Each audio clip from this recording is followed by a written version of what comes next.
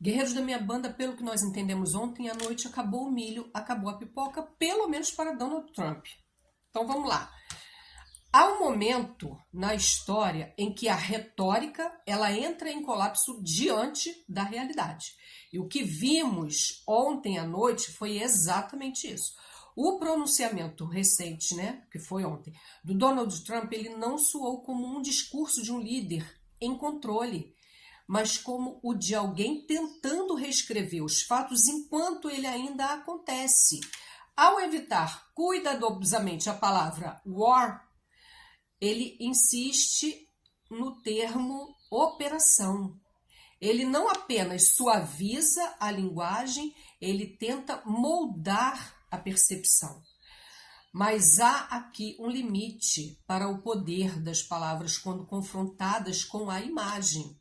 Relatórios e acontecimentos que circulam em tempo real pelo mundo inteiro. A gente viu o que o Irã fez com Israel, né? Todo mundo viu. Agora, a guerra televisionada, o contraste entre o discurso oficial e a percepção pública é brutal, é inquestionável. De um lado, a narrativa de vitória total, forças inimigas supostamente neutralizadas, capacidades militares destruídas, objetivos alcançados. Do outro lado, uma sequência contínua de eventos que sugerem exatamente o oposto. Instabilidade crescente, ataques persistentes, é um cenário estratégico e longe de qualquer resolução clara.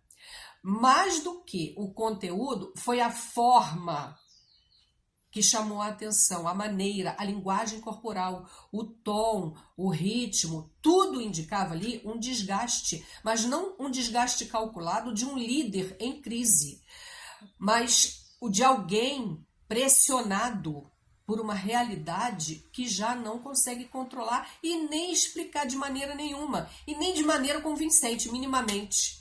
Esse tipo de discurso, ele marca um ponto de inflexão.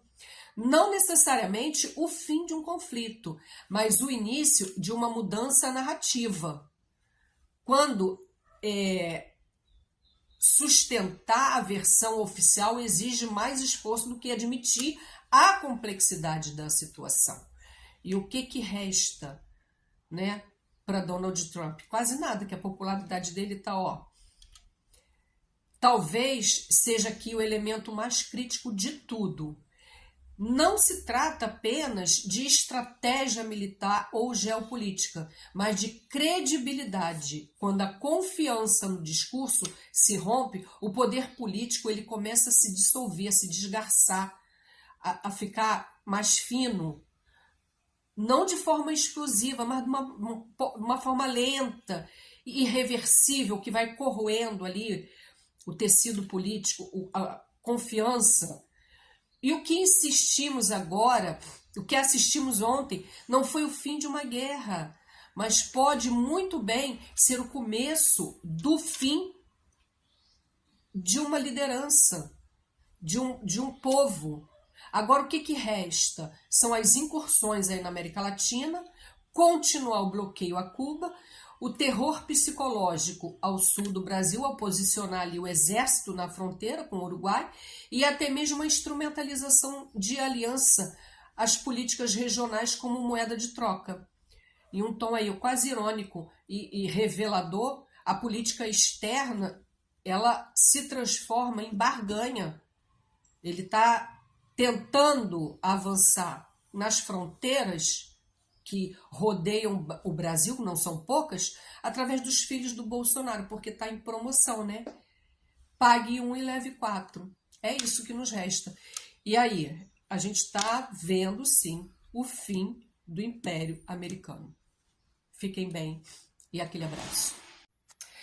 E uma coisa que ontem eu fiquei, na hora que ele estava fazendo o pronunciamento, eu me lembrei de um clássico dos memes aqui. A gente gera aqui no Brasil, porque nós somos a nação mais geradora de meme do nosso, não só do nosso território, mas também do nosso mundo, né, do nosso planeta.